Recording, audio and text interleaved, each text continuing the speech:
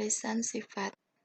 Penelitian pertama tentang penurunan sifat dilakukan seorang ilmuwan yang berasal dari Austria. Dia adalah seorang pendeta yang bernama Gregor Mendel pada tahun 1856.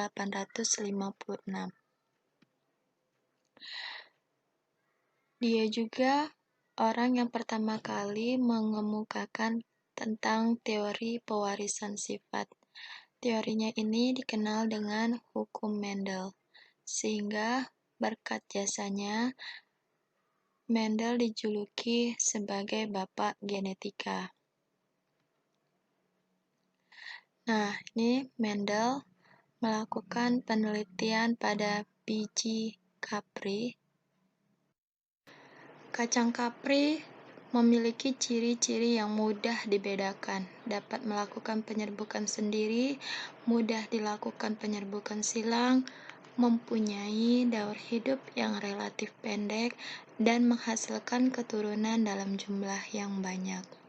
Sini ada beberapa macam variasi ungu, ada yang berbunga putih, ada yang berbiji bulat kuning, ada yang berbiji bulat hijau, ada yang berbiji keriput kuning, ada yang berbiji keriput hijau, ada buahnya mulus hijau, ada buah mulus kuning, ada buah keriput hijau, ada buah keriput kuning, ada bunga di ujung, ada bunga di samping, ada tanaman yang tinggi, dan ada juga tanaman yang pendek. Mendel melakukan dua jenis persilangan, di mana yang pertama menyilangkan kapri dengan satu sifat beda atau sering disebut dengan monohibrida. Yang kedua adalah menyilangkan kapri dengan dua sifat beda atau sering disebut dengan dihibrida. Silangan monohibrida. Kapri berbunga ungu dan kapri berbunga putih. Jadi sini sifat bedanya adalah yang berbunga ungu dan yang berbunga putih.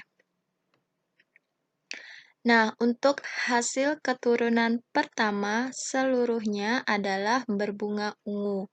Namun, ketika keturunan tersebut disilangkan dengan sesamanya, keturunan kedua memiliki perbandingan 3 berbunga ungu dan 1 berbunga putih.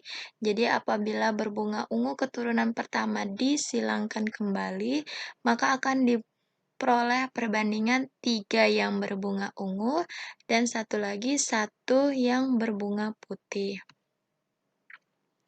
Bisa dilihat di sini, satu sifat bedanya adalah kapri yang berbunga ungu disilangkan atau dikawinkan dengan kapri berbunga putih. Ini yang betina, ini yang jantan. Pada parental kacang kapri yang berbunga ungu disilangkan atau dikawinkan dengan yang berbunga putih, akan diperoleh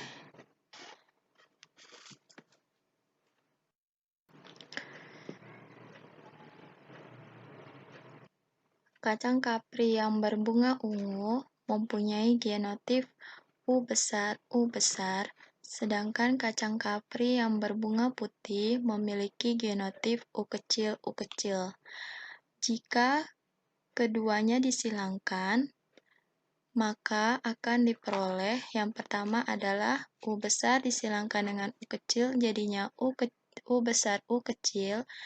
U besar disilangkan dengan U kecil, jadinya U besar U kecil. Yang ketiga, U besar disilangkan dengan U kecil, jadinya U besar U kecil. Yang keempat, U besar disilangkan dengan U kecil, jadinya U besar U kecil. Nah, di sini akan terlihat dari gamet hasil persilangan bahwa semuanya mengandung U besar. Jika ada genotif yang mengandung U besar, pasti hasilnya akan berbunga ungu. Nah, apabila bunga ungu disilangkan dengan bunga ungu, ungunya di sini genotifnya U besar U kecil, disilangkan dengan U besar U kecil, akan diperoleh gamet yang pertama, U besar disilangkan dengan U besar, jadinya U besar U besar, U besar disilangkan dengan U kecil, jadinya U besar U kecil, yang ketiga U kecil disilangkan dengan U besar, jadinya U besar U kecil, yang keempat U kecil disilangkan dengan U kecil, jadinya U kecil U kecil. Di sini yang mengandung U besar ada 1, 2, 3. Nah, inilah yang berbunga ungu. Sedangkan yang U kecil semua hanya ada 1. Jadinya berbunga putih. Kan gamet dari persilangan. Caranya adalah apabila genotipnya homozigot dominan. Kalau dominan pasti sama. U besar, karena dia homozigot makanya U besar, U besar. Jadinya untuk penulisannya cukup dituliskan satu saja. Jadi U besarnya di sini awalnya 2, jadi 1 saja U besarnya. Nah, yang kedua, yang B, genotip homozigot resesif. Kalau yang bersifat resesif pasti kecil. U kecil, U kecil. Nah, karena dia homozigot, maka dia U-nya ada 2. Tapi untuk penulisannya sama seperti homozigot dominan, hanya menggunakan 1 saja. Jadi, U kecil yang awalnya 2 berubah hanya 1 saja U kecilnya. Yang C, genotip heterozigot U besar U kecil. Nih, ada 2. Yang pertama U besar, yang kedua adalah U kecil. Nah, untuk penulisannya, karena ini U besar dengan U kecil tidak sama, maka semua gamet harus ditulis. Nah, beginilah jadi singkatannya. Genotip homozigot dominan, U-nya yang awalnya 2 jadi 1. Untuk genotip homozigot resesif, U kecil, awalnya 2 juga jadi 1. Untuk genotip heterozigot, karena heterozigot itu berbeda, ada U besar, U kecil, maka harus ditulis dua-duanya. Nah, untuk memudahkan menentukan kombinasi gen dari suatu persilangan, maka kita bisa menggunakan tabel Punnett atau Punnett Square. Nah, ini adalah tabel Punnett. Di sini ada 3 kolom dan juga 3 baris. Nah, jika gen induk jantan, U besar U kecil, dan gen induk betina, U besar U kecil, maka berdasarkan hukum pemisahan bebas Mendel, gen akan terpisah. Jadi, U besar U kecil akan terpisah menjadi 2, U besar U kecil, ini yang untuk jantan, begitu juga untuk yang betina, U besar U kecil jadi 2, ada U besar U kecil. Nah, gunakan baris pertama dari tabel untuk mengisi gen dari setiap jantan, dan kolom pertama dari gen untuk induk betina. Jadi yang sebelah sini, yang baris pertama itu untuk jantan, dan untuk kolom pertama ini untuk yang betina. Nah, silangkan setiap gen pada tabel, kemudian tulis pasangan gen pada kolom yang sesuai. Nah, di sini disilangkan U besar dengan U besar, jadinya U besar U besar, karena ada besar semua U-nya, berarti berbunga ungu. Selanjutnya U besar disilangkan dengan U kecil, karena masih mengandung U besar, pasti berbunga ungu juga. Nah, selanjutnya yang kedua, U kecil disilangkan dengan U besar, sama juga jadinya U besar U kecil, berbunga ungu masih. Sedangkan yang keempat, U kecil disilangkan dengan U kecil, jadinya berbunga putih. Nah, di sini perbandingan filial atau keturunan F2 diperoleh 1, 2, 3, yang berbunga ungu ada 3, sedangkan yang putih hanya ada 1. Kita lihat di sini untuk selanjutnya adalah apabila genotifnya heterozigot, berarti ada yang besar, ada yang kecil. B besar, B kecil, K besar, K kecil. Gen B itu untuk bulat, gen B besar untuk bulat, gen B kecil itu untuk keriput, gen K besar untuk warna kuning, dan gen K kecil untuk warna hijau. Nah, jenis gamet yang dihasilkan, kita lihat di sini yang pertama, B besar dikawinkan dengan K besar, jadinya ini B besar, K besar. Yang kedua, B besar disilangkan dengan K kecil, jadinya ini B besar, K kecil. Selanjutnya yang ketiga, B kecil disilangkan dengan K besar, jadinya B kecil, K besar. Dan yang keempat, B kecil disilangkan dengan K kecil, jadinya B kecil, K kecil. Gamet yang dihasilkan dari parental dengan genotif heterozigot B besar, B kecil, K besar, K kecil adalah 4 jenis gamet dengan genotif B besar, K besar, B kecil, B besar, K kecil, B kecil, K besar, B kecil, K kecil. Nah, untuk persilangan dihibrida atau dua sifat beda, berlaku hukum dua Mendel atau sering juga disebut dengan hukum dua Mendel ini hukum penggabungan bebas, di mana segregasi suatu pasangan gen tidak bergantung kepada segregasi pasangan gen lainnya, sehingga di dalam gamet yang terbentuk terjadi pemisahan kombinasi gen-gen secara bebas.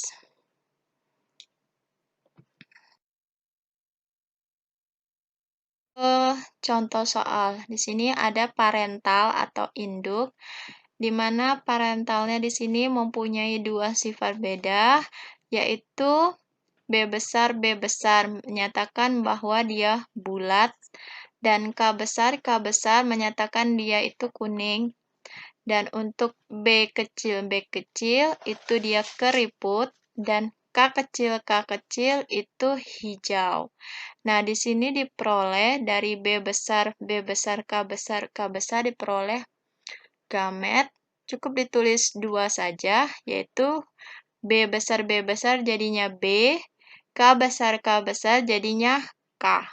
Sedangkan B kecil jadinya B-nya satu saja, B, dan K kecilnya yang awalnya 2, cukup ditulis 1.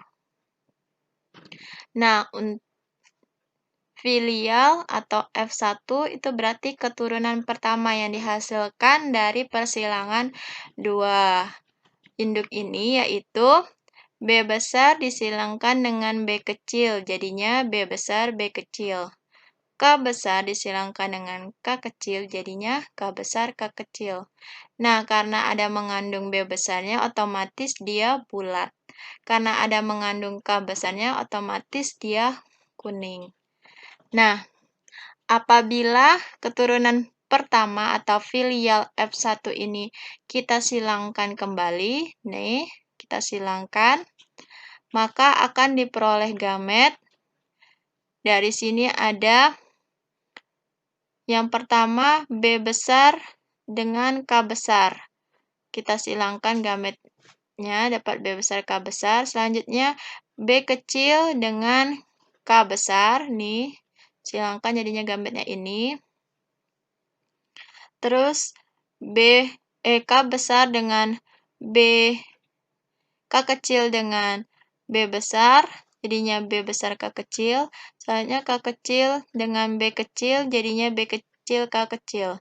Nah, ini sama untuk yang betina, ini untuk yang jantan, tinggal disilangkan B besar dengan B besar, jadinya B besar, K besar, B besar, B besar, B kecil, jadinya B besar kecil, selanjutnya K besar, jadinya ini.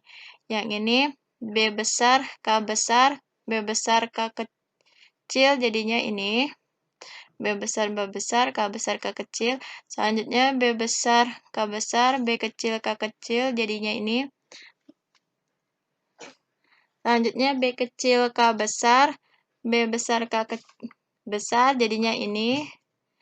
B kecil, K besar, B kecil, K besar, jadinya ini.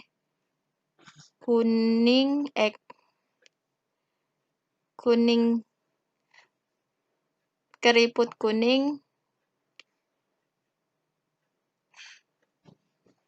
B kecil K besar, B besar K kecil, jadinya ini bulat kuning.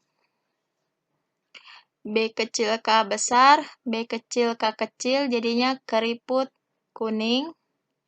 B besar K kecil, B besar K besar, jadinya bulat kuning.